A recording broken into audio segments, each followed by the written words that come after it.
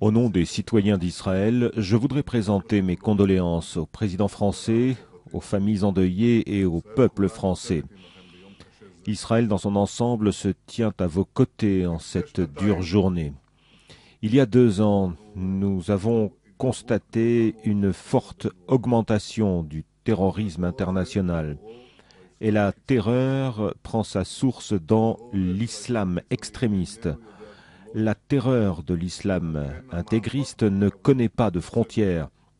Et de ce fait, le combat que nous menons contre elle, contre cette terreur, dépasse les frontières.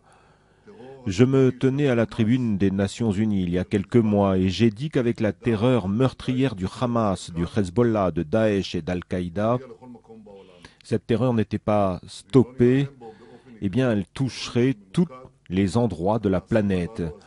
Et si nous ne la combattons pas de manière cohérente, déterminée et unie, ces actes insoutenables que nous avons vus aujourd'hui à Paris ne seront pas les derniers, seront toujours plus horribles et difficiles.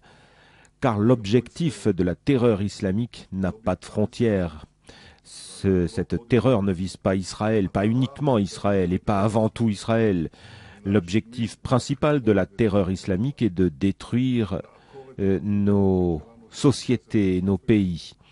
Les terroristes veulent détruire nos civilisations fondées sur des principes de liberté, sur la culture du libre choix, et la remplacer par une tyrannie meurtrière qui ramènera l'humanité plusieurs centaines d'années en arrière.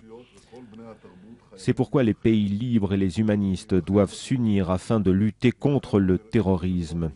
Lutter, c'est avant tout une lutte physique, au combat, et également contre des concepts et des meurtres, et ne jamais accepter de justifier de tels actes.